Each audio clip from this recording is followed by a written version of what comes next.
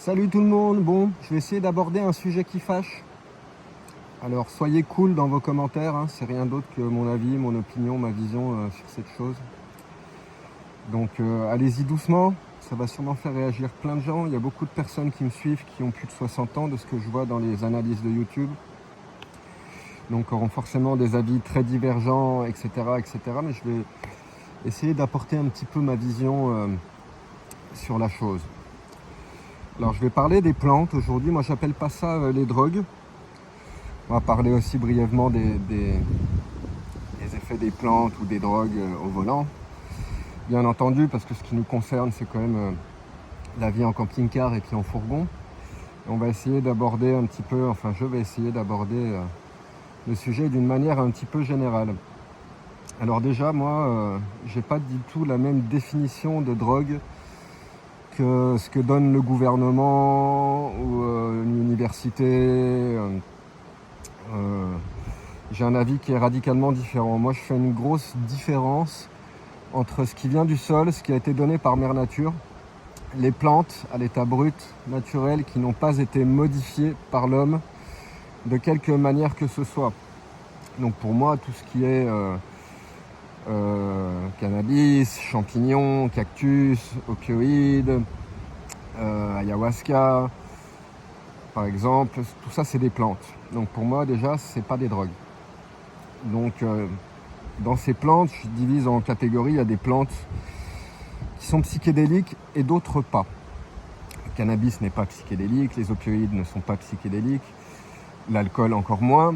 Alors l'alcool c'est difficile à classifier parce qu'effectivement c'est un produit qui peut être obtenu sans modification chimique de la part de l'homme et qu'on doit très certainement trouver d'une manière ou d'une autre à l'état naturel dans la nature avec la fermentation des fruits.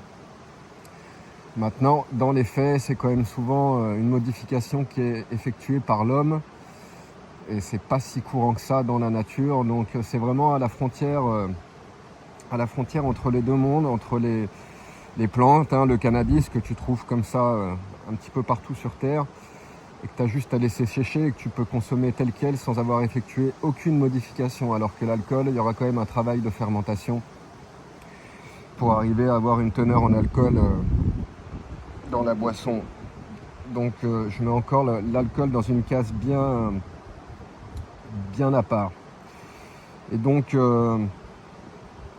voilà, moi personnellement j'ai 44 ans, j'ai toujours eu un parcours d'explorateur, d'aventurier, j'ai toujours été curieux, j'ai toujours voulu découvrir, j'ai toujours voulu essayer, expérimenter de moi-même. Je suis allé expérimenter beaucoup de choses. Alors j'ai eu une longue phase pendant ma jeunesse où je fumais beaucoup, effectivement.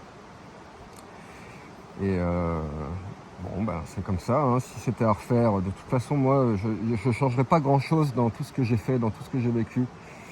Je changerais rien en fin de compte. Je suis bien content d'être la personne que je suis devenue. Et donc voilà, même s'il y a eu une époque où je fumais beaucoup, c'est révolu depuis fort longtemps maintenant. Mais je continue tout de même ponctuellement à utiliser les psychédéliques, parfois la weed, parfois boire un coup avec les amis, etc. Alors ça peut arriver généralement pour deux choses différentes, soit pour passer un moment avec les amis et pour profiter d'un moment particulier, spécial avec certaines personnes. J'ai certains amis avec lesquels on adore prendre des champignons, passer la soirée au bord du feu avec les guitares, après on se met à jouer pendant des heures. Après, des fois, je peux avoir envie d'aller boire un verre de vin au bar avec les copains pour rigoler un petit peu, fumer un pétard, etc. Ça peut arriver, hein. C'est de plus en plus rare, effectivement. Au jour d'aujourd'hui, vous en verrez jamais dans mon camion, vous trouverez jamais une bouteille d'alcool, ça arrive jamais, j'achète pas d'alcool. De temps en temps, ça peut arriver, si j'ai fumé un pétard avec des copains, si quelqu'un m'a laissé 2-3 pétards, que je ramène ça au camion, mais je vais m'en servir tout de suite. Généralement, c'est vraiment mon but, si on peut m'en laisser 2-3 pétards pour qu'après je puisse aller jouer au camion, c'est d'une productivité extrême pour moi. Mais bon, moi, dans mon cas, tout marche. Ça peut aussi bien marcher. Bon, l'alcool, pas trop, c'est vraiment pas très productif avec la guitare, j'aime pas trop ça. Des fois, avant les concerts, 2-3 verres de mezcal, 2-3 choupitos de mezcal et un pétard, ça peut être pas mal. Mais d'une manière générale, ça booste pas trop ma créativité. alors que la weed, le cannabis, le hashish, ces choses-là, ça marche extrêmement bien. Et ce qui marche encore mieux pour moi, c'est les champignons. C'est un truc de dingue quand je prends la guitare avec les champignons. Il faut voir ce qui sort. Et il y a toute une partie de ma musique, il y a toute une énorme partie de ma musique qui a été puisée là-dedans, qui a été développée, créée, qui est née à travers ces expériences-là, en fin de compte.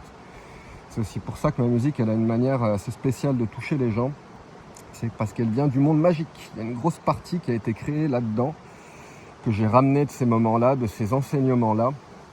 Et moi, je m'en sers tout aussi bien dans des moments festifs avec les amis, mais même toutes les dernières sessions de champignons que j'ai fait, on en a fait beaucoup à Ibiza avec les copains. J'ai plein d'enregistrements. À chaque fois, il y a des enregistrements d'1 heure, 2 heures avec la guitare. Déjà, je joue énormément. Généralement, je passe la majeure partie de la soirée sur la guitare pendant qu'ils s'amusent. Et moi, je m'amuse sur la guitare avec eux. Et après, en fin de soirée, je finis tout seul dans mon camion. Et là, je vais développer, je vais sortir des nouvelles idées.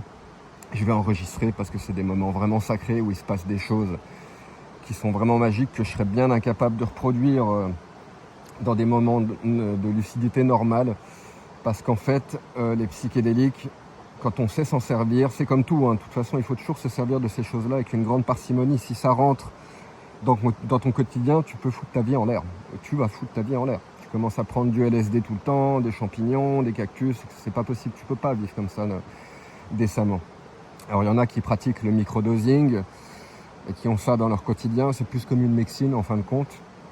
Mais dans mon cas, moi, j'aime pas trop ça. J'aime bien avoir de bonnes expériences psychédéliques où je vais pouvoir m'exprimer sur mon instrument et où ça va faire sauter un petit peu tous les voiles, toutes les peurs, tous les blocages que j'ai sur l'instrument. Il y a des choses que j'aime pas jouer, des choses que j'aime pas faire, des choses qui me font peur parce que je sais que c'est difficile et que je risque de bloquer et que ça va bugger, etc. Et bien toutes ces choses-là, dans ces moments-là, ça disparaît complètement.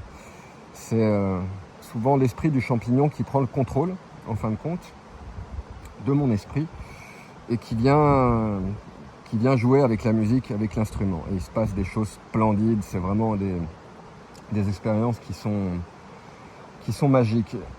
Et donc les bienfaits des psychédéliques, c'est vraiment cela. Alors déjà, clairement, c'est pas fait pour tout le monde. Ça met l'ego, ça te met à nu, en fin de compte. Quand tu fais ça avec tes amis proches, tu découvres qui ils sont réellement. Tu découvres les parties cachées d'eux-mêmes. Tous les voiles se baissent. On a tous des parts d'ombre, des choses cachées qu'on ne montre pas aux autres, etc. Et ben, tout ça, avec les psychédéliques, ça disparaît. Tu te montres tout nu et les gens peuvent voir dans toi comme dans un livre ouvert. Et donc, moi, c'est ce que j'adore, faire ça avec des personnes qui me sont proches, que j'aime bien. Ça permet vraiment de les connaître à un autre niveau, un niveau purement spirituel, c'est de la magie, hein, pratiquement. Et ça te permet de voir dans les strates cachées de l'esprit, une fois que l'ego s'est rabaissé, pour laisser passer un petit peu tout ce qui est caché derrière. C'est extrêmement instructif, il y a de très très belles choses, de très beaux enseignements à tirer de ça.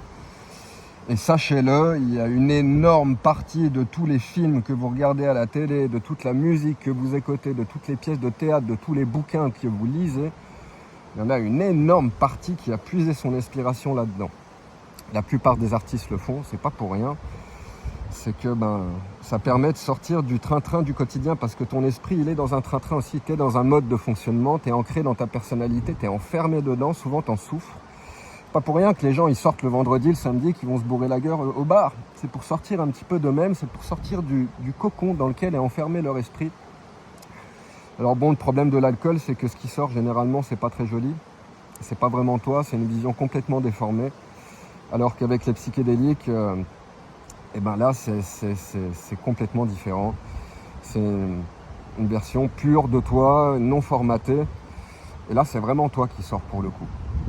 Alors, pas mélanger tout ce qui est MDMA, cocaïne, kétamine, toutes ces merdes chimiques. La seule substance qui est chimique et qui a toute mon estime pour ça, c'est le LSD. C'est pas pour rien. Un dérivé de l'ergot de seigle, un champignon qui se développait dans le seigle. Ça a été connu à l'époque, la foudre de Dieu, à Pont-Saint-Esprit, dans pas mal de villages en France. Il y a des moments où les boulangers ils sortaient du pain, l'ergot de seigle s'était développé dedans, tout le village mangeait ça et les gens se retrouvaient sous LSD en fait pendant plusieurs jours, parce qu'en fait ça durait plusieurs jours, ils étaient en surdose complète et ça se finissait des fois en massacre, les gens s'entretuaient parce qu'ils pétaient un plomb, ils devenaient fous en fait. Donc le LSD a quand même une base, une source naturelle. Après, dans la forme où il est consommé depuis un bon moment, dont il est synthétisé, c'est du cristal. Et il synthétise, il cristallise l'ergot de seigle en le concentrant. Voilà. Donc il y a quand même... c'est une substance qui est à la base naturelle, mais qui est modifiée par la chimie pour le concentrer. Donc comme disait Hofmann, son inventeur, il appelait ça mon enfant terrible, parce que ça peut aussi bien avoir des effets merveilleux sur le gens que tout le contraire. Mais bon, le truc c'est ça, c'est que si tu es prêt à faire un travail sur toi-même, si tu n'as pas trop de démons qui sont cachés, si tu es un aventurier de l'esprit qui est prêt à baisser son ego pour se voir lui-même, parce que c'est surtout ça, c'est une auto-analyse. Nous on appelle ça dans le milieu une médecine, hein, c'est notre médecine, clairement. On appelle ça la médecine. La médecine, c'est pas pour rien, c'est la médecine de l'âme, ça te permet de te voir toi-même en fin de compte. Tu as l'esprit d'une plante qui prend le contrôle et qui se met à la place de ton esprit. Alors les gens qui n'ont pas de lâcher prise et qui n'arrivent pas à lâcher prise, qui sont trop ancrés dans leur quotidien, dans leur esprit, généralement c'est la débandade. C'est pour ça que c'est pas conseillé à tout le monde. Il y a plein de gens qui vont passer des super mauvais moments avec ça parce qu'ils sont pas prêts justement pour recevoir tous les enseignements qui viennent de la nature. Et donc pour certaines personnes, même pour la plupart des gens, c'est clairement à déconseiller. Après, pour les mecs comme moi, c'est fabuleux. C'est quelque chose qui marche vraiment, vraiment très très bien de manière ponctuelle. C'est comme tout, hein. Il ne faut jamais abuser de rien dans la vie. Dès que tu tombes dans l'excès de quoi que ce soit, ça devient un problème. De toute façon, c'est toujours la même histoire. Après, il faut savoir que les psychédéliques, il y a quand même les scientifiques. Hein, il y a deux grandes théories qui s'affrontent pour expliquer la naissance, la création de l'esprit, comment on en est venu à être un être pensant. Il y a des scientifiques qui prônent la théorie de l'évolution de Darwin, hein, le singe qui est descendu de l'arbre, qui a commencé à cultiver, à dominer les animaux, etc., et que ça s'est fait par l'évolution. Et une autre grande théorie scientifique, hein, les scientifiques se battent là-dessus depuis des années, ils se bouffent le nez. C'est qu'en fait, le singe aurait commencé à manger des champignons. Et c'est qu'en ingérant l'esprit du champignon qu'en fin de compte, on aurait commencé à développer notre esprit critique. Il faut bien savoir que quand tu manges des champignons, c'est l'esprit du champignon qui prend la place de ton esprit. En fin de compte, c'est lui qui prend le contrôle, c'est lui qui prend les rênes. En plus, c'est un esprit qui est joyeux, qui est festif. Donc souvent, quand tu fais ça avec tes amis, tu te marres, tu as des moments de rigolade qui sont intenses. C'est pas extrêmement psychédélique dans le sens où tu n'auras pas des hallucinations comme les gens décrivent, c'est pas vrai. Les seuls produits qui produisent vraiment des hallucinations prononcées, tu as l'impression d'être au cinéma, c'est vraiment l'ayahuasca, le peyote, le sapo, le crapaud, tout ce qui est DMT, tout ce qui est psilocybine dans les champignons. Et tout ce qui est un cactus. Donc ça, c'est vraiment et puis le LSD. C'est ce qu'Hoffmann avait décrit comme étant les seuls psychédéliques. Tout le reste, ce ne sont pas des psychédéliques. Hein. Le cannabis, c'est une plante qui est relaxante plus que tout, qui va te relâcher, qui est super bonne pour combattre par exemple la dépression. Ça commence à être utilisé... il y a plein d'applications médicinales. C'est pas pour rien que c'est légalisé au niveau médical dans plein de pays maintenant et même au niveau récréatif. Mais c'est en aucun cas psychédélique. C'est pas des plantes visionnaires, c'est pas des plantes qui ont un esprit tellement fort que leur esprit va prendre le contrôle du tien. Le tabac, on est aussi une, faut savoir que c'est une plante médicinale, le tabac, une plante sacrée. Pour ça que ça tue autant de monde, parce que le tabac, c'est pas censé être fumé, normalement c'est pour les cérémonies, c'est vraiment une plante qui est chargée en énergie. Et le fait de la fumer, ça nous détruit. Moi je fume, c'est le seul vice que j'ai conservé de toutes ces années-là et que j'ai bien du mal à éliminer. Je fume des clopes. Et donc voilà, moi chacun fait ce qu'il veut, c'est comme d'habitude, je prône toujours la tolérance, quoi. Du moment que les gens me font pas chier et puis qu'on se respecte les uns les autres, chacun est libre de faire ce qu'il a envie. Maintenant, pour ce qui touche à la conduite, particulièrement en camping-car, moi particulièrement... alors, quand j'étais jeune, que je fumais énormément, que j'étais vraiment épris dans cette addiction au cannabis, j'aurais pu te soutenir que non, en fait, quand je fume, je peux tout à fait conduire, il n'y a pas de problème, je suis dans mon état normal. Mais c'est justement là qu'est le vice, c'est qu'en fin de compte, les gens qui fument en permanence, ça devient leur état normal, quoi. Ils fument en permanence, ils peuvent fumer un joint ou 10 ou 20, ils sentent rien, ça leur fait aucun effet. Donc effectivement, ils peuvent conduire et ils auront l'impression que ça change absolument rien. Mais dans les faits, ils auront des temps de réaction en cas de freinage d'urgence ou de réaction d'urgence qui seront un petit peu plus mous et un petit peu plus ralentis que la normale. Pas des masses. Réellement, ça influencera que très peu sur un accident. Que très très peu. Parce que c'est des millièmes de seconde, c'est vraiment pas grand chose. Par contre, pour le cas d'un mec comme moi, qui a 44 ans, qui fume plus, mais qui de temps en temps je peux fumer, et si je fume un joint avec un pote à un moment, il faut surtout pas que je touche le camping-car, ni aucun véhicule, ni rien du tout, parce que ça me fait un effet monstre, vu que je fume pas en temps normal, et quand je fume, alors là, il y a tout intérêt à ce que je conduise pas, hein. Vraiment, quoi, parce que mes réflexes sont clairement entachés, et que ça me ferme les yeux, j'ai envie de dormir, etc. Enfin, c'est absolument à proscrire.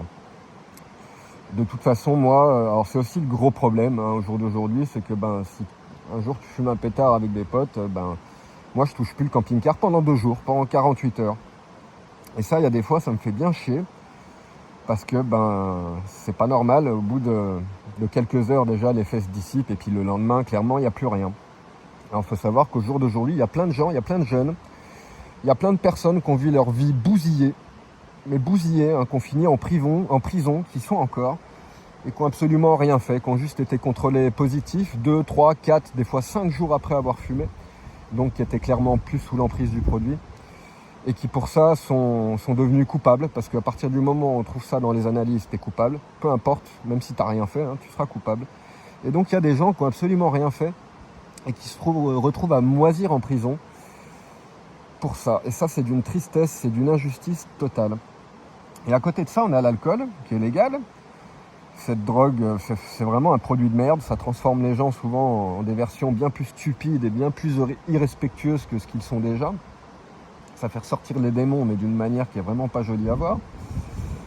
Et par contre, les tests à l'alcool, eux, au bout de 24 heures, tu seras plus positif, quoi. Tu vas pas te faire contrôler 5 jours après parce que tu as bu quelques ricards avec tes potes et tu finiras pas en prison si tu as un accident à ce moment-là. Donc il y a une énorme injustice à ce niveau-là. Et de toute façon, c'est toujours la même histoire, quoi. Peu importe ce que t'es fait, ce que t'es pris, du moment que ça altère ta perception de la réalité, tu dois pas conduire. C'est clair. Pour conduire, il faut être dans un état normal, il faut être lucide, il faut être clair. Il faut vraiment avoir les idées claires, c'est important. Quand on roule à 80 km/h, on n'a pas l'impression, moi je le vois en camion, les gens ils roulent super vite, ils roulent comme des malades en voiture, ils se rendent pas compte de la vitesse où ils roulent. En cas d'urgence, en cas de freinage d'urgence, un cerf qui passe sur la route, quelqu'un qui change de voie, etc. En fait, c'est des fractions de secondes le temps que tu as pour réagir. C'est vraiment que dalle. Et donc là, tu as tout intérêt à être réveillé et à être lucide et à avoir tous tes moyens pour pouvoir affronter une situation aussi rapide. Après, il y a l'adrénaline. Alors c'est vrai que généralement, un coup d'adrénaline, ça va effacer l'effet de n'importe quelle drogue et tu vas vite retrouver ta lucidité. Si tu as un mec qui se met à courir derrière toi avec une hache, un ours dans la forêt, etc., je peux te dire qu'en quelques secondes, le coup d'adrénaline, il va te booster, tu seras plus sous l'effet du cannabis ou de ta drogue et tu vas vite revenir à la réalité. Le problème, c'est qu'au volant, t'as pas le temps. C'est vraiment des fractions de secondes, c'est des millisecondes des fois. Et là, la moindre fraction de seconde en plus pour toi, ça peut te sauver la vie. Donc c'est super important de systématiquement conduire lucide. Si tu sens le moindre effet de n'importe quelle drogue, de n'importe quel produit, surtout pas toucher le volant. T'as un camping-car, tu peux dormir sur place, c'est cool, t'attends. Maintenant, ce qui fait chier, c'est que oui, si t'as fumé un pétard, on est dans un pays qui est stupide à ce niveau-là. Il y a une stupidité infernale. Et tu vas être obligé d'attendre 2 jours si tu veux vraiment mettre toutes les chances de ton côté en cas de contrôle pour pas perdre ton permis et puis te retrouver dans des emmerdes plus grosses que toi alors qu'en fin de compte, t'étais plus sous l'usage de ce produit-là. Et donc, la France, on est clairement en arrière sur beaucoup de choses. Et sur ce sujet-là, encore une fois, on est dans les choux complètement. On a un pays qui est dirigé depuis très longtemps. Il y a des lobbies de l'alcool qui sont super forts. L'église, etc., etc. Et ce qu'ils veulent surtout pas, c'est que les gens consomment des drogues qui les éveillent, qui leur apportent des expériences psychédéliques ou même qui les relaxent, qui leur donnent des fenêtres pour se relâcher. Donc c'est pour ça ils t'autorisent l'alcool, hein. T'ailles te bourrer la gueule en fin de semaine parce que quand même faut autoriser quelque chose, mais tant qu'à faire, autant que ça soit une drogue qui te rende stupide. Et surtout pas quelque chose qui te rende un petit peu plus éveillé, un petit peu plus alerte, et qui t'amène très possiblement à commencer à critiquer le monde qui t'entoure, la société qui t'entoure et le gouvernement qui te contrôle. Et donc c'est pour ça qu'ils ont fait ces lois-là avec le cannabis, c'est pour ça que les tests au cannabis, ils sont actifs et tu peux être testé positif plusieurs jours après, c'est pas pour rien, c'est pour pas que tu le fasses, c'est pour te dissuader de fumer en fin de compte. Ça va au-delà de la conduite. Encore une fois, c'est répression des libertés. Mais qui sont ces gens-là ? Qui sont ces gens-là ? Ils sont au-dessus de la nature, là, de la montagne, des arbres, etc. C'est eux qui ont créé le cannabis. Mais non, cette plante, elle est là, elle est présente dans l'est de l'Europe. À partir de la Hongrie, on en trouve à l'état sauvage, hein, du rudieralis, on en trouve un petit peu partout au bord des routes. Et jusqu'à l'Inde, quand tu arrives en Inde, à partir du nord de Delhi, tout le nord de l'Inde, il y en a partout au bord des routes. Au Népal, c'est blindé dans les forêts. J'en ai vu jusqu'à 4000 mètres d'altitude pousser au milieu des patates. Et donc, qui sont ces gens-là pour dire que cette plante-là, en particulier, est une drogue, est illégale, ou qu'un champignon est illégal ? Ben non. Mère Nature l'a mis à notre disposition. C'est bien pour une raison. Ça sert bien à quelque chose. Chaque plante a son utilité. Et qui sont ces gens-là, encore une fois, pour venir nous dire ce qu'on a le droit de consommer, ce qu'on a le droit de faire et ce qu'on n'a pas le droit de faire. Alors maintenant, qu'ils mettent des lois pour qu'effectivement, au volant, t'aies pas le droit, ça c'est tout à fait normal, que les gens n'aient pas le droit de consommer n'importe quelle substance qui altère leur conscience au moment de la conduite, c'est très bien. Maintenant que moi, en tant qu'adulte, je puisse pas fumer un pétard avec mes potes si j'en ai l'envie, ou aller dans la forêt et puis manger quelques champignons si ça me chante. Là, on a un problème, encore une fois, c'est des gens qui se mettent au-dessus de la nature, comme si c'était des dieux, alors qu'ils n'en sont rien, c'est juste des gens médiocres. Je ne veux pas dire qu'ils n'ont rien compris, parce qu'ils ont compris comment contrôler la population et comment les asservir, mais ils n'ont pas compris grand-chose au sens de la vie, qui se résume en fin de compte à la contemplation et puis profiter de la vie, à la vivre pleinement, et chacun a ses manières de. Donc si tu as envie d'expérimenter, expérimente. C'est pas eux de te dire ce que tu dois faire ou pas. Alors maintenant, il y aura toujours le sujet des gamins, des enfants. Il y a toujours des gens qui vont dire « Ah ben oui, mais nos enfants, il faut les protéger des dealers, des machins. » Alors, moi j'ai été enfant, hein, j'ai que 44 ans, donc il n'y a pas si longtemps que ça, j'étais au collège, j'étais au lycée. Il n'y a jamais eu de dealers, il n'y a jamais eu de Marocains, d'Algériens, de machins qui sont venus me proposer des drogues ou des trucs. En fin de compte, c'est nous qui allions vers ça. Si on avait envie de fumer, on cherchait. C'est pas eux qui venaient voir les petits gamins et qui venaient leur vendre leurs trucs. Faut arrêter d'halluciner, hein. Ça c'est l'image qu'on vous vend à la télé. La réalité, c'est pas celle-là. La réalité, c'est que les gens sont curieux. Et il y a une autre réalité dont la plupart des gens sont pas au courant. Et je vais vous l'expliquer tout de suite. Moi, j'ai pas mal de potes qui consomment des produits psychédéliques ou qui fument, tout simplement, et qui ont des enfants. Et qui s'en cachent pas, hein. Les enfants savent très bien ce qu'ils font. Et vous savez quoi, ces enfants-là, de une, ils en ont rien à foutre, ça les intéresse pas. Et de deux, quand tu leur poses la question, c'est la dernière chose qu'ils ont envie d'essayer, parce qu'ils voient leurs parents qui sont tout ralentis avec la weed, qui sont tout mous, qui perdent la mémoire, etc., etc. Et en fin de compte, les enfants, ils sont vifs, ils ont une envie de vivre, d'apprentissage, etc. La dernière chose qu'ils ont envie, c'est d'être collés au cannabis. À partir du moment où ils ont une vie qui est riche, qui est intéressante, où tu te leur laisses la liberté d'apprendre, de créer, de devenir les personnes qu'ils doivent devenir, il y a très peu de chances qu'ils se tournent vers les drogues à 13 ans, ou à 14 ans, ou à 16 ans, à des âges où clairement, normalement, tu as d'autres chats à fouetter que d'essayer de t'échapper d'une réalité. Le problème, c'est que le système, il devient tellement morbide que maintenant, les jeunes, de plus en plus tôt, ils tournent en rond, ils ne savent plus quoi foutre, ils s'ennuient, ils se font chier. Ils ont envie de découvrir, et ils vont aller expérimenter là-dedans. Alors pour certains, ça va être des portails qui vont leur donner des choses incroyables, des apprentissages merveilleux et qui vont leur permettre de débloquer des choses incroyables dans la vie. Et pour la grande partie, ça va devenir des grosses addictions qui vont devenir merdiques et problématiques et qui vont foutre leur futur en l'air. Alors maintenant, ce qu'il faut bien comprendre, c'est que toi, en tant que parent, si toi tu poses l'interdit, en fait, tu communiques cet interdit à ton gamin. Ce que je veux dire, c'est que il y a une grosse différence entre informer et interdire. Quand tu interdis, ton gamin il va vouloir savoir et comprendre pourquoi c'est interdit. il va vouloir expérimenter. Il n'y a aucune raison qu'il te croie, il n'y a aucune raison que ton expérience qui est valable pour toi soit valable pour lui. C'est un être à part entière qui est différent de toi. Et tu ne peux pas lui interdire d'expérimenter ce qu'il aura envie d'expérimenter. Tu peux l'informer, tu peux l'instruire, et c'est ce que tu auras de mieux à faire. Parce qu'en faisant ça, c'est comme ça que tu vas éviter les addictions les plus graves. Que ton gamin ait fini à 16 ans à jouer aux jeux vidéo toute la journée, collé devant la console, à fumer des pétards en boucle. C'est en instruisant, c'est en le formant depuis le plus jeune âge. Et plutôt que d'interdire, mettre une interdiction sans explication, juste interdire, menacer, mettre des sentences, comment on dit ça en français? J'en perds mon français tellement je pense en espagnol souvent, des punitions. Tu seras puni si tu fumes une clope, si tu fais ci, si tu fais ça. Ben en fait, c'est comme ça que vous fomentez sa curiosité. Et oui, ça sert à rien. T'empêcheras jamais une personne qui a envie d'expérimenter, si c'est dans sa nature, de le faire. Et en ayant ces comportements prohibitifs d'esprit fermé, ben en fin de compte, vous les ouvrez à ces choses-là. Et ce que j'ai constaté, c'est que les gens qui ont des esprits ouverts par rapport à ces sujets-là, ben les gamins, généralement, ils se ferment par rapport à ces choses-là parce que ça les intéresse pas plus que ça.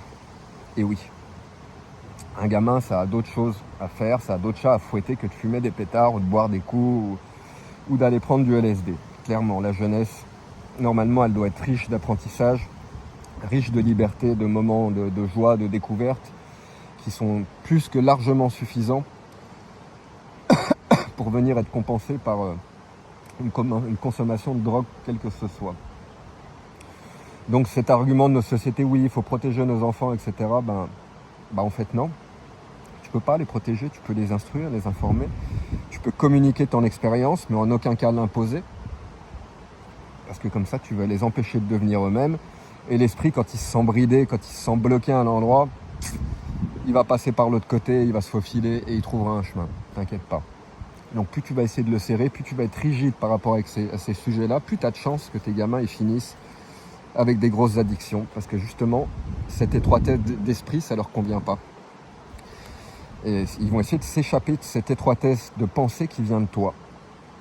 Et le meilleur échappatoire, le plus facile, le plus simple, le plus direct, c'est les drogues. Et clairement, c'est bien le problème de toute la société d'aujourd'hui, c'est qu'en fait ces choses-là, c'est des choses cérémoniales, sacrées, qui doivent être utilisées avec la plus grande parcimonie parce qu'elles sont de toute beauté et elles nous ont appris énormément au cours des siècles, au cours des millénaires. L'homme a appris tellement de choses grâce aux plantes, grâce aux psychédéliques, a développé tellement de musique, tellement d'art, tellement de peinture, tellement de sculpture. Il y a tellement de beauté dans notre culture d'aujourd'hui qui vient de là. Ce que je vous ai dit au début, vous imaginez même pas. Vous n'êtes pas prêts. Tous les cinéastes à Hollywood, etc., prennent tous des champignons, du LSD. C'est pas pour rien. Le monde étant ce qu'il est et l'homme étant ce qu'il est, on rentre dans des carcans. Notre esprit, il se bloque, il se fige. Plus on vieillit, plus on se fige. Et tout le monde n'a pas la possibilité de devenir Bouddha, d'aller méditer pendant 7 ans sous un arbre pour toucher l'illumination et pouvoir débloquer, enlever les voiles de l'esprit. Et les plantes, elles sont là pour ça. Pour donner des espaces. C'est des fenêtres ouvertes sur le monde de la nature, ça te connecte à la nature. Quand tu vas prendre l'ayahuasca au Pérou, comme je l'ai fait il y a quelques années, la plupart des gens, leur vision, elle commence avec un grand serpent qui arrive et qui te mange. C'est la nature qui t'accepte. Accepté par la nature. Une grosse partie, si ce n'est toute la médecine des plantes des Indiens d'Amazonie, elle vient de l'ayahuasca. Ils prennent l'ayahuasca en alliance avec d'autres plantes et ça leur permet de communiquer avec les esprits des plantes, que vous le croyez ou non. C'est comme ça qu'ils ont ramené toute leur médecine. C'est comme ça qu'ils ont compris qu'il y avait telle plante, ils pouvaient soigner tel mal, qu'avec telle chose, ils pouvaient faire telle chose. C'est en communiquant avec l'esprit des plantes. Alors ça peut vous paraître réel ou non. En attendant, vous connaissez le Tibet. Le Tibet, avant que ça soit envahi par la Chine, c'était le pays interdit, qui était refermé sur lui-même, un pays bouddhiste, et qui fonctionnait avec une oracle d'État. Une oracle d'État. Une oracle, c'est des gens qui faisaient des prévisions avec la magie. Tout le gouvernement prenait ses décisions en fonction de l'oracle d'État tibétain. Et l'oracle, pour toucher ses enseignements, pour revenir avec les enseignements, il prenait le soma.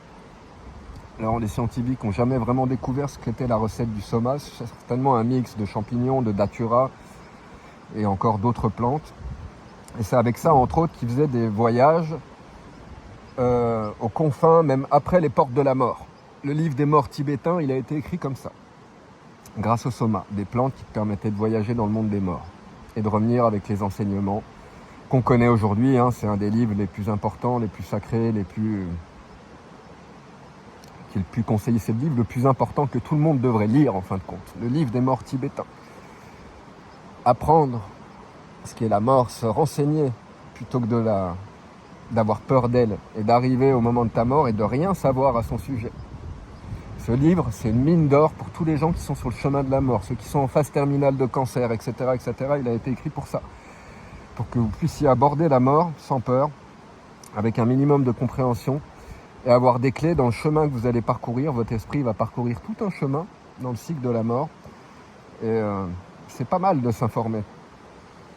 Ça te donne des clés pour pouvoir toucher l'éveil, ou du moins une partie d'éveil pendant ce cycle-là.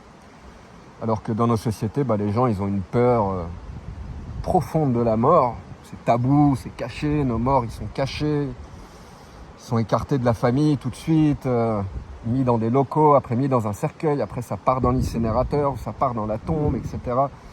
On a vraiment une distance totale, une peur chronique de la mort. Et on ne sait rien à son sujet parce qu'on ne s'informe pas. Il y a plein de civilisations, il y a plein de cultures, même de religions où la mort est un sujet, c'est très important, ça fait partie de la vie. Et c'est important du moment de notre vivant de s'intéresser à ça et de s'instruire pour pas aborder ce moment-là comme un enfant qui vient de naître, parce que tu vas avoir peur. Donc, les plantes, elles permettent aussi ça.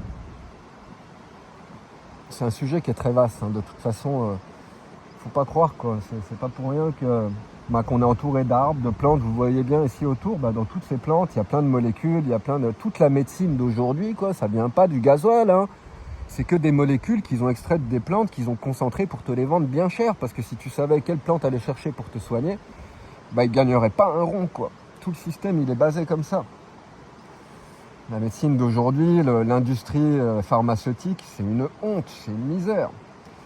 Que les gens, là, pour le Covid, ils soient allés se foutre, ils soient tous allés se vacciner les uns après les autres, se mettre dans les veines. Ils savent même pas ce qu'ils se sont foutus dans les veines. Ils ont fait confiance à des multimillionnaires, des billionnaires qui sont là à s'engraisser sur ta santé depuis des générations. Et toi, tu as fait confiance à ces gens-là, et t'es allé te foutre aveuglement des trucs dans les veines. Mon Dieu, quoi.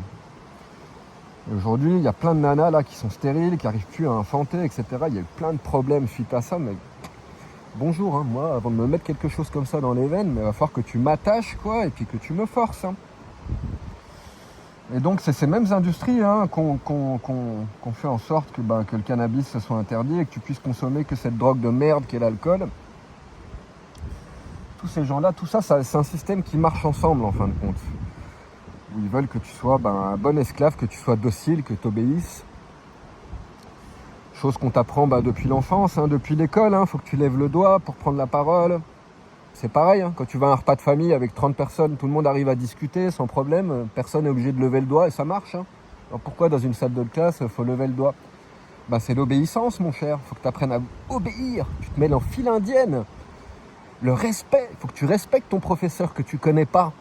Alors c'est curieux parce que moi, je me suis rendu compte au cours de ma vie que le respect, ça se gagne. C'est pas comme ça pour toi aussi ? Tu répètes pas ça des fois ? Le respect, ça se gagne, ça se mérite. Comment tu peux demander à un gamin en bas âge de respecter son professeur ? Il le mérite, son professeur ? Il a fait quoi pour lui, quoi ? Il le connaît ? Ça se gagne, la confiance, ça se gagne. Le rapport élève-professeur, c'est un rapport sacré. Les guruji, les élèves en Inde, c'est comme ça. Ton gourou te choisit, tu choisis ton gourou, c'est vice-versa. Il faut qu'il y ait une symbiose entre les deux. Et c'est de là que naît le respect d'une compréhension, d'une acceptation de l'autre, parce que les désénergicoles, alors quand tu mets 30 gamins devant un professeur qu'ils ne connaissent pas et qu'on a souvent rien à foutre d'eux, comment tu veux qu'ils ressentent du respect pour cette personne-là ? C'est pas possible. Donc en fait, ce qu'ils veulent, c'est pas ça, c'est que tu obéisses, c'est que tu sois docile, c'est que tu sois un bon esclave. Pour qu'après, tu obéisses bien à toutes ces lois dégueulasses qu'ils ont mises pour te rendre un bon petit esclave de la société. C'est ça le délire. Après, ils vont les bourrer d'informations qu'ils n'ont pas besoin, quoi. Les gamins, ils sont traumatisés. C'est de la torture, hein. L'école au jour d'aujourd'hui. Et on te fait croire, mais non, c'est une chance, l'éducation, etc. De Gaulle, mais ta gueule, en fait, quoi. C'est pas une chance du tout, quoi. Les gamins, jusqu'à un certain âge, ils devraient être libres de jouer, de profiter de la vie. Et c'est comme ça qu'ils vont découvrir. Ils sont curieux, ils sont avides de savoir, ils posent des questions, ils veulent connaître. T'inquiète pas, hein, ils apprendront à lire, ils apprendront tout, hein. Ils n'ont pas besoin d'être collés sur une table, assis comme des cons, là, comme des esclaves, à pas pouvoir bouger, à être obligés de lever le doigt et à se transformer en... C'est lamentable, ce système éducatif, quoi. Et en plus, il les bourre d'informations. T'as besoin, toi, des équations, de savoir ce que c'est... Même un triangle équilatéral, etc. La plupart des gens, ils ne se serviront jamais de ça dans leur vie, quoi. Alors résoudre des équations ou tout ce qu'on t'apprend à l'école, moi, tout ce qu'on m'a mis dans le casque à cette époque-là, mais il n'y a presque rien qui m'a servi, quoi. Quelquefois pour couper des bois et faire des formes géométriques, bon, mais j'étais obligé de revoir les triangles isocèles, les machins, les trucs, les bidules, quoi. En réalité, les mathématiques, la plupart des gens, ils n'auront pas besoin de savoir plus que une addition, une soustraction et des divisions, et puis calculer des pourcentages, fin de l'histoire. T'as pas besoin de leur casser les couilles pendant 15 ans, à leur mettre des équations, des trucs super compliqués qui ne leur serviront pas. Donc ça sert à quoi tout ça en fin de compte? C'est du formatage. Les gamins, ils sont formatés. Et en plus, ça les empêche de se découvrir eux-mêmes et de savoir ce qu'ils ont envie de devenir plus tard, quoi. Et au bout du cycle, faut que tu choisisses une branche, faut que tu te spécialises, faut que tu te projettes. Donc de par cette formation à la con et cette manière d'enseigner qui est stupide, les gamins, ils se connaissent pas eux-mêmes, ils ne connaissent rien au monde qui les entoure. Ils sont bien incapables de savoir ce qu'ils ont envie, parce qu'il faudrait déjà qu'ils se trouvent pour ça. Et le résultat de tout ça, c'est qu'au final, on leur dit, vas-y, choisis un chemin de carrière maintenant, qui va impacter tout ton futur et toute ta vie, quoi. Mais bien joué, voilà comment créer une société bancale. Donc arrêtez de dire quel monde on va laisser à nos enfants, pensez plutôt à quels enfants vous allez laisser à ce monde-là. Normal que tes gamins, ils passent 8 heures par jour assis devant un bureau avec des profs, des gens qu'ils ne connaissent pas, etc. À se faire bourrer le crâne d'informations dont ils n'auront jamais besoin. Ça crée des robots, ça crée des gens insensibles, ça crée des gens frustrés, ça crée des gens qui ne se connaissent pas. En plus, l'école, c'est pas une tribu, hein. Même dans la tribu, il y a toujours le petit gamin qui va traumatiser un petit peu les autres, etc. Mais il sera vite recadré par les anciens, par les parents, etc. L'école, c'est pas comme ça, il y a des vrais tyrans. Donc les intellos, les machins, souvent ils sont traumatisés parce qu'ils se sont fait taper dessus, ils se sont fait insulter, ils se sont fait menacer ou ils se sont fait violenter. C'est n'importe quoi. Et en plus, il y a toute l'ignorance des gens, des familles, des parents qui inculquent ça à leurs enfants plutôt que de laisser l'espace pour que l'enfant il se construise et qu'il devienne lui-même. Ils projettent tous leurs interdits, tous leurs blocages, leur vision super limitée de la réalité sur les mômes. Et l'école, c'est ça. Tu jettes ton gamin dans une arène, en fin de compte, dans un cirque, au milieu des lions et des tigres, entre les professeurs insensibles qui, certains sont là, la plupart, j'espère que non, ils ont l'illusion qu'ils sont utiles et qu'ils sont vraiment là pour aider les gamins, pour leur apprendre des choses qu'ils ont besoin. Ils ne se rendent même pas compte de tout ce que je dis là, ils sont bien incapables de se rendre compte de ça. Il y a quand même toute une partie des profs qui sont insensibles, qui sont froids, qui sont méchants, qui sont agressifs, qui sont intolérants. Puis forcément, quand tu te fais insulter, parce qu'il y a plein de profs qui sont aussi insultés du soir au matin, parce que le respect, ça se gagne, ça se construit. Les relations d'amour, de confiance, ça prend du temps. Tu peux pas demander à un gamin qui arrive là au milieu de respecter son professeur et d'avoir un amour inconditionnel pour une personne qu'il ne connaît pas. Ça marche pas comme ça, et tu le sais, toi, dans ta vie, quoi. Tu respectes qui? Tu respectes les gens que tu connais, les amis, les gens qui ont gagné ta confiance. Pour ton gamin, c'est pareil, c'est ça qu'il faut que tu lui inculques. Au lieu de laisser les gens le lobotomiser toute la journée à l'école et que à 18 ans, ton môme il sort de là sans rien savoir de la vie, sans savoir construire une maison, travailler du bois, faire quelque chose avec des pierres, connecter des câbles électriques, se faire à bouffer, gérer ses relations sentimentales, ses détresses, ses peines, ses dépressions. La liste elle est longue, quoi. À l'école, on leur apprend absolument rien de ce qu'ils ont besoin, quoi. Tu vas me dire, ouais, mais quand même, la géographie, la liste des pays, tu sais, ces pays-là, tant qu'il y va pas, moi, la géographie, je m'en foutais. Quand j'ai commencé à voyager, maintenant, je connais la capitale de l'Inde, la Thaïlande, la Bolivie, de machin, parce que j'y suis passé. Mais tant que tu passes pas, qu'est-ce que t'en as à foutre, en fin de compte, quoi, sérieusement, quoi. Surtout qu'en plus, c'est pareil, il y a des mensonges partout, quoi. On t'apprend les frontières, les machins, mais les frontières, tu les vois, elles n'existent pas, les frontières. C'est des lignes qui ont été tirées sur des bouts de papier. En réalité, les frontières, c'est quoi? C'est un poste frontière qu'ils ont mis généralement en haut d'un col, en haut d'une montagne ou entre deux rivières pour empêcher que les gens ils passent d'un côté à l'autre et pour les taxer. Pas des frontières, c'est des points de paiement, c'est des points de contrôle, c'est des points où on te fait payer les impôts du pays d'entrée. Comme tout le reste, quoi. Prison à ciel ouvert, c'est ça les frontières. On t'apprend pas ça en géographie, quoi.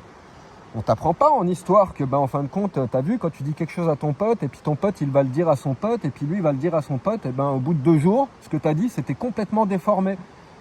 Alors comment toi, tu peux prendre pour acquis ce qui est écrit dans les livres d'histoire? Tu m'expliques? Parce que c'est quelqu'un qui l'a écrit dans un livre d'histoire? C'est la réalité? Parce qu'un tel a dit que ça s'était passé comme ça s'est passé comme ça? T'es sûr? T'es sûr qu'il faisait pas partie d'un parti ou de l'autre, qu'il n'était pas d'un côté ou de l'autre du miroir, donc forcément, il avait sa vision de la réalité qui était tronqué. C'était pas un Bouddha le mec, c'était un historien. Donc c'est pareil, les historiens ils sont persuadés de connaître toute l'histoire, mais en fait ils la connaissent pas, ils connaissent pas les intérêts qu'avait chaque personne, ils connaissent pas les individus qui ont vécu à ce moment-là, ce qui s'est passé, tous les secrets, toutes les manipulations, toutes les manigances, etc., etc., etc. Ça veut rien. C'est qu'une grosse déformation banale, vulgaire et inintéressante. Il vaut mieux s'intéresser à ce qui se passe aujourd'hui. Nom de Dieu, les gens qu'on a à côté, qu'on connaît, ça c'est intéressant, quoi. Plutôt que de se perdre dans ce qui s'est hypothétiquement passé à une époque. Et nos gamins, on leur bourre le mou avec toutes ces conneries. C'est un ramassis de conneries, quoi. Et après, tu t'étonnes que toi, ils arrivent des fois à 14 ans, 13 ans, ils commencent à fumer des pétards. Ah ouais, tu t'étonnes, quoi. Eh putain. Faut arrêter de t'étonner, quoi. Heureusement qu'il y a ça, pour qu'ils puissent s'évader un petit peu. Mais heureusement, bordel, quoi. C'est bien triste, qu'il y en a qui finissent dans l'addiction à 13 ans, à 14 ans. C'est clair, quoi. Mais si ça leur arrive, c'est pas pour rien. C'est sûrement qu'ils sont déjà en dépression, qu'ils sont déjà en tristesse profonde, qu'ils se font chier et qu'ils se rendent compte du système, du monde pathétique dans lequel ils ont mis les pieds à s'incarner ici, quoi. Donc c'est là-dessus qu'il va falloir agir. Fabriquer un paradis, cette planète, elle est chouette pour vivre. C'est quand même cool, même si la vie est dure, je le conçois, c'est pas facile, même pour les animaux, pour tout le monde, c'est une bataille permanente. En attendant, il y a de l'abondance, quoi. Et quand on aura une vie qui sera plus balancée, plus équilibrée, qu'on arrêtera de se prendre pour des vaches à lait là, par notre gouvernement, des esclaves qui sont bons qu'à bosser toute leur vie pour toucher une retraite misérable à la fin, quoi, peut-être qu'on pourra commencer à profiter un petit peu de la vie, et puis qu'il y aura moins de dépression, qu'il y aura moins de drogue, qu'il y aura moins d'addiction, qu'il y aura moins de problèmes avec tous ces trucs-là qui ne sont pas des problèmes. C'est des problèmes déportés, c'est les conséquences de tout ce que ces gens-là y font. T'enfermes les gens, les gens ils essayent de s'évader, c'est comme ça, quoi. Ils ont construit une prison à ciel ouvert, les gens c'est sauf qu'ils peuvent, ils font comme ils peuvent, quoi. Pour certains, ça va être la télévision, pour d'autres, ça va être la bouffe, pour d'autres, ça va être la drogue, pour d'autres, ça va être conduire sa moto à 200 à l'heure tous les week-ends et prendre des virages comme un taré pour s'entraîner l'adrénaline, pour se sentir en vie. Pour un autre, ça va être plonger et puis aller voir les poissons, etc. Tout le monde essaye de s'évader comme il peut parce qu'en fin de compte, tu te rends vite compte que les petits plaisirs simples de la vie, c'est ce qui est le plus important. Et à partir du moment où les gens, ils en sont privés, et les gamins, ils en sont privés depuis la plus tendre enfance, tu m'étonnes qu'on finit avec un problème généralisé, quoi, où tout le monde se défonce, quoi. Maintenant, tu vas dans les villages, à Chalon-sur-Saône, dans ces coins-là, mais tu vois la quantité de kétamine, de cocaïne, toutes ces drogues de merde, quoi. Les jeunes, la jeunesse, elle est détruite par ça, quoi. Il faut arrêter, ça sert à rien d'aller taper sur le doigt des dealers. Les dealers, ils sont là parce qu'il y a de la demande, point final, c'est tout, c'est comme ça, quoi. Il n'y aurait pas cette demande si les gens, ils étaient heureux et s'ils se faisaient pas chier, quoi. Tout simplement, quoi. Donc arrêtez de vous faire chier, prenez votre camion, prenez votre bagnole, allez dans la nature, allez redécouvrir les arbres, les animaux, les insectes, la flotte, les rochers, etc. Tout seul, là, face à vous-même, ça va vous faire du bien. C'est la seule manière de te reconnecter tout seul, sans ta femme, sans tes gamins, sans personne, prendre des moments pour toi, pour être tout seul. Lâcher ton esprit critique quand tu es dans ce monde dégueulasse qu'ils ont créé, là, tu passes ton temps à critiquer. C'est normal, tu vois des choses qui te plaisent pas, ton esprit critique, il est on tout le temps. Là, dans la nature, regarde, je vais pas dire, putain, cet arbre-là, il est pas de la bonne couleur, et lui, il est pas où il faut, et puis ça, c'est pas bien. Non, c'est parfait, c'est cool. Et ça permet de te détendre, quoi, et de rentrer en mode contemplatif. Tu contemples, tout simplement.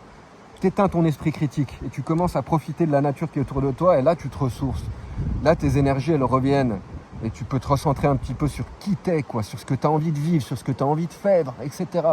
Des moments de calme que tu peux pas trouver dans la ville. Tu vas pas aller méditer au milieu de la place du village ou au milieu de la place de ta ville. Même dans ton appart, tu entendras les sirènes des flics qui passent en bas, des infirmiers, des ambulances, des motos, des engins de chantier, etc. etc. Il n'y a pas de paix, quoi. Si tu veux vraiment pouvoir te recentrer et puis pouvoir avoir un impact au niveau global, déjà, il faut que tu te recadres, toi, il faut que tu te recalibres. Et la nature, elle est là pour ça, pour te recalibrer.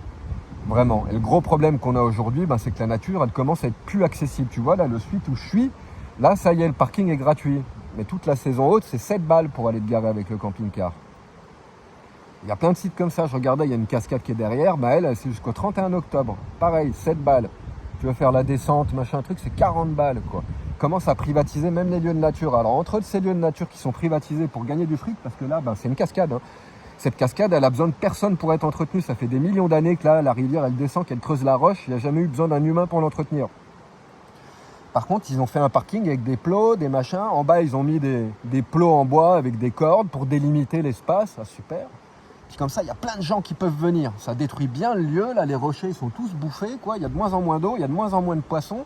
Par contre, ils font du fric avec le parking. Et après, ils se plaignent.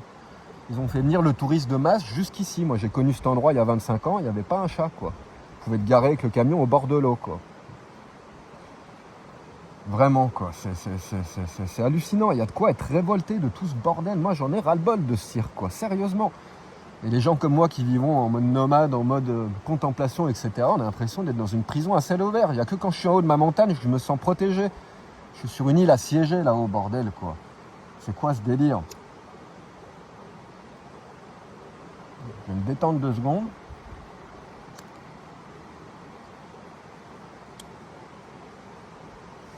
Et donc, on a un gros problème, parce que tous ces gens qui sont dans les villes, là, à souffrir comme des malades, c'est de la souffrance de vivre en ville. Le gros problème, c'est qu'ils ne peuvent même plus aller en nature et profiter simplement. Tu vas te frotter à des interdictions partout, à des terrains privés partout. Je viens de traverser tout le sud de la France en partant de Die, dans la Drôme provençale, pour arriver jusqu'ici en Ariège. Toute la diagonale, je me suis tapé par les départementales et les nationales. Je n'ai pas pris d'autoroute. Je prends que les toutes petites routes. J'ai vu que des interdictions partout. C'est interdit partout. Des barrières, des ayants droit. Ici, c'est que les ayants droit qui ont le droit de passer. Ici, interdiction, interdiction, interdiction, interdiction. Et même s'il n'y a pas marqué interdiction, tu sais que le terrain, il est privé. Tu n'as pas le droit d'être là. Et là, on a un gros problème. C'est que tous ces gens qui sont déconnectés dans les villes, qui ont besoin de venir se soigner dans la nature, ils ne peuvent plus le faire simplement. Ils ne peuvent plus le faire sans payer maintenant, pratiquement. C'est impossible. Alors, on a tous ces gens qui, eux, vivent à la campagne, qui ont des terrains, qui ont des terres agricoles ou pas, etc., qui ont de la place, qui ont du confort, du bien-être naturel, qui sont tout aussi intolérants que les gens des villes. Ils ne les aiment pas, les gens des villes, ils ne veulent pas les voir débarquer, ils mettent toutes ces interdictions. Ils sont tout aussi frustrés creux parce qu'ils sont tout seuls dans leur campagne à se faire chier la plupart du temps, quoi. Et ils se font envahir en été, donc c'est sous tout ou rien, quoi. La plupart du temps, toute l'année, il n'y a pas un chat, ils s'ennuient, quoi. Et puis quand les gens arrivent, ils arrivent en masse, c'est pas agréable non plus, quoi. Et ouais, ça c'est fait par le cycle des vacances à la con que t'impose l'État. Tout le monde bouge en même temps, au même endroit, et ça devient invivable. Tu vis déjà pas toute l'année dans ta ville à la con, et en plus, quand tu bouges en vacances, tout le monde bouge en même temps que toi et au même endroit. Donc tu te retrouves dans la même galère, à part qu'il fait 10 fois plus chaud. Voilà où on en est réduit. Donc il y a un moment, c'est pareil, quoi. Le système, le problème, c'est pas que les gens de l'État, du gouvernement, c'est la tolérance générale, quoi. Les gens qui ont tous ces terrains, tous ces endroits, etc., soyez tolérants un petit peu. Là, je suis posé à un endroit, les gens du domaine, ils ont mis un panneau au bord de la rivière, respectez les lieux, ramassez vos poubelles, vos machins, vous êtes les bienvenus, etc. Super cool. Génial, quoi. Ils s'en foutent qu'il y ait des gens qui passent, quoi. Tu leur expliques, point barre. Et en plus, toi, tu es tout seul sur ton terrain, perdu au milieu de la nature, de la montagne, tu verras. Il y a plein de gens géniaux, parce que généralement, ceux qui s'aventurent dans ces coins-là, c'est des mecs cool, c'est des nanas cool, c'est des aventuriers, c'est des gens que tu as envie de voir, que tu as envie de connaître. Ça va t'apporter du bien-être, du bonheur dans ton quotidien. Et vice-versa, quoi. Si ces gens des villes, ils peuvent venir et se ressourcer parce que les gens de la campagne sont plus ouverts, quoi, tout le monde y gagne. Les gens de la campagne, c'est pareil, vous êtes bien contents d'aller en ville pour acheter vos fringues, pour aller acheter vos matériaux. T'as un ordinateur, t'as un téléphone, tout ça, c'est grâce à l'industrie, c'est grâce aux villes, etc. Donc l'un marche pas sans l'autre, quoi. Faut que tout le monde soit tolérant, qu'on se soutienne les uns les autres plutôt que se tirer dans les pattes et tout interdire. Parce qu'il y a un mec qui a acheté sa poubelle là dans la montagne, quoi, t'interdis ton terrain? C'est quoi ton délire, quoi? Alors je te rapporte ça à une autre situation, parce qu'il y a une femme qui t'a fait du mal et qui t'a fait de la peine et t'étais amoureux et t'étais tellement triste, t'es parti en dépression pendant 6 mois, t'as décidé que t'allais rester célibataire toute ta vie et puis pour le coup, toutes les femmes qui passeront, qui auraient pu t'apporter du bonheur, tu vas dire non? C'est ça le délire, quoi? Parce qu'il y a un mec qui a laissé ses poubelles avec un camping-car, on interdit toute la montagne. Mais oui, pourquoi pas? C'est bien. Toujours la même excuse, ouais, mais il y en a qui abusent. Mais qu'est-ce qu'on s'en fout qu'il y en a qui abusent? C'est une occasion d'être pratiquer la tolérance. Il y en aura toujours qui abusent. Donc si à chaque fois qu'il y a quelqu'un qui abuse, on met une interdiction, une loi en plus, quoi, il y a un moment, on ne peut plus rien faire, on étouffe. Et c'est pas que à cause du gouvernement, c'est à cause de l'intolérance des gens aussi. Donc il y a un moment, tolérance sur tous les sujets, sur tout, quoi. Mêlez-vous de vos affaires, de vos oignons, quoi. Regardez un petit peu... sur le pas de votre porte, quoi, avant d'aller faire chier les autres très sérieusement. Et tant que les autres, ils font rien, qu'ils te font chier, quoi, et ben voilà, quoi. Quelqu'un a laissé une poubelle, ah, ça te fait chier, mais il l'a pas fait pour t'attaquer, toi, il l'a fait parce qu'il n'est pas conscient. Il n'est pas connecté à ce délire-là, il capte pas qu'il fait partie du sol et que quand il jette une poubelle sur le sol, c'est comme s'il se le jetait dans la gueule. Ça va finir dans l'eau, ça va finir en microplastique, et un jour ou l'autre, il va le prendre dans son corps, dans son organisme, sa poubelle qu'il a jetée. Il n'est pas conscient, sinon il ne le ferait pas. Donc toi, sois pas encore moins conscient que lui, parce que quand tu réagis et que tu interdis derrière, tu es encore moins conscient que cette personne-là, c'est encore plus stupide. La seule manière de les éduquer, bah, tu ramasses tout ça, et tu prends ta rancœur, et puis tu ramasses. Point barre, t'interdis pas, et puis tu prives pas tous les autres qui vont passer derrière de profiter de ce lieu parce qu'un connard n'a pas respecté.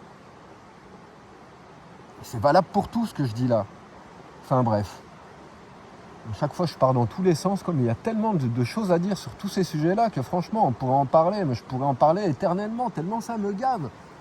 Moi dans le mode de vie où je suis, déjà j'ai l'impression d'être un extraterrestre. La plupart des gens ils me perçoivent, ils me voient comme si je venais d'une autre planète, quoi. C'est une souffrance, il y a plein de gens qui disent t'as de la chance et tout, ce mode de vie c'est le rêve et tout. Putain, mais vous vous rendez pas compte en fin de compte, quoi. Tout est interdit, c'est pas le rêve, c'est la galère pour trouver des spots sympas où se poser, c'est la galère, quoi. Le mode de vie que je mène, c'est tout ce qu'ils veulent pas, donc ils ont pris une infinité de mesures pour faire en sorte que ça soit compliqué de vivre de cette manière-là. Crois pas que c'est le rêve, ça l'est pas.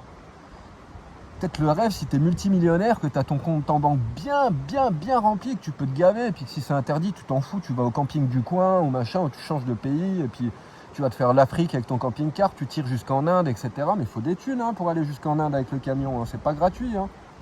Là oui, tu vas vivre une vraie liberté, tu seras en mouvement en permanence, mais même dans ces pays-là, tu verras, il y a des interdictions de partout, il faut des passes avant pour passer les frontières, des autorisations pour passer avec ton camion, certification que tu vas pas le vendre dans le pays en le traversant, etc. etc. Des libertés, il n'y en a plus des masses, faut pas croire. Il y a longtemps que le système il est bien verrouillé et que ils veulent ça, que tu sois bien sagement, tranquille, endormi, à surtout pas t'éveiller, pas prendre connaissance de toutes ces choses-là et que tu sois tellement enlisé dans l'argent et dans ta galère personnelle que tu n'as en fait même pas le temps et pas l'énergie pour aborder toutes ces choses-là et qui créent en fait ta situation de merde. C'est bien ficelé leur truc, quoi. Ils ont fait en sorte que les gens, ils aient pas le temps, ils aient plus l'énergie. Il faut qu'ils bouffent, il faut qu'ils payent les factures, il faut qu'ils boffent, parce que sinon, c'est pas possible. Et si demain, tout le monde s'arrête de payer les impôts, tout le monde s'arrête de payer les factures, puis se met sur la route, et puis, zombie, on n'aura plus rien à foutre. De toute façon, notre vie, c'est pas une vie. Ils vont faire quoi? Ils pourront pas faire grand-chose. Ils vont pas envoyer l'armée pour te forcer à payer tes impôts. Donc, il y a un moment, c'est soit tout le monde va commencer à dire non, stop, on arrête là. On reprend tout depuis le début. On n'est pas en train de dire qu'on ne veut pas d'autoroute, qu'on ne veut pas d'hôpital, qu'on ne veut pas de camion, qu'on ne veut pas de technologie, etc. C'est juste qu'on ne veut pas que ça fonctionne comme ça. Ils sont en train de créer l'intelligence artificielle avec des robots, etc. etc. Allez, faites bosser les robots plutôt que de leur faire de l'art, de la musique et de la peinture. Qu'est-ce qu'on en a à foutre qu'ils fassent de la musique, les robots? On veut qu'ils soient dans les chaînes, là, dans les industries, ces travails de merde, et qu'ils soient en train de ramasser les poubelles, et qu'ils soient en train de faire tout ce que les gens ne devraient pas faire parce que c'est indigne. Des travails de merde, quoi, voilà. Faites-les bosser, les robots, quoi. Et puis nous, filez-nous de la thune numérique pour qu'on puisse simplement contempler et puis profiter de la vie. Et puis ça ira très bien. De toute façon, ça va se finir comme ça. C'est en train de se passer. Déjà, il y a plein de gens qui perdent leur taf à cause de l'intelligence artificielle. Donc la suite, c'est quoi? Bientôt, il n'y aura plus de boulot pour la plupart des gens. C'est des robots qui vont le faire. Donc, c'est quoi le délire, quoi? Tu vis sans rien parce que tu peux pas travailler? Ou alors, en fin de compte... ils répartissent un petit peu toutes ces richesses qu'il y a et qui se gavent complètement avec les matières premières, avec tout leur business qu'ils ont dans tous les sens, et puis que tout le monde en touche un petit peu pour que tout le monde puisse vivre décemment et puis sans bosser comme un esclave du soir au matin, parce que ça, c'est pas une vie, et que ça génère tous les maux de la société, toute la destruction de nos gamins, de notre éducation, de notre santé, etc. etc., etc. C'est un enfer, on vit dans une merde. Franchement, ouais. Il y en a qui disent non, on n'a jamais aussi bien vécu qu'aujourd'hui. Ah ouais? Putain, il y a 500 ans, tu pouvais monter en haut d'une montagne, construire ta baraque, tu n'avais pas besoin de licence, d'autorisation, de machin, de trucs, de permis de construire, de plan d'architecte, et puis si tu la vendais, tu n'avais pas besoin de passer chez le notaire, et machin. Faut arrêter de délire, quoi. Avant, la vie était peut-être un petit peu plus rude, parce que tu étais plus en contact avec les éléments, et il fallait vraiment survivre avec la nature. C'était là qu'était la difficulté, mais c'était beau, c'était une liberté. Il y avait peut-être un impôt pour le pain, pour machin, il y avait quelques impôts, même en France, etc., quoi. Mais encore avant ça, avant qu'il y ait des rois, il y avait plein de villages, les villages gaulois, Astérix, Obélix, etc. Les gens ils vivaient très bien. Ils vivaient très bien. tranquille, peinard. Personne pour leur casser les couilles. Il n'y avait pas de papier à remplir toute la journée pour faire le moindre mouvement, pour monter le moindre business, pour aller vendre tes 3 poissons sur le marché. C'était cool. Et aujourd'hui, il dit, mais non, c'était pas cool, ils s'entretuaient, il y avait la guerre, il y avait les épées, les machins, c'était dangereux, mon cul, quoi. T'étais là pour le voir, t'étais pas là. Moi, tout ce que je vois, c'est qu'aujourd'hui, t'as plus le droit de rien faire. Et c'est là qu'il va falloir se réveiller et puis se bouger le cul, parce qu'il y en a ras-le-bol. Très sérieusement. Bon, allez, sur ce, je vais me détendre 5 minutes. Ciao!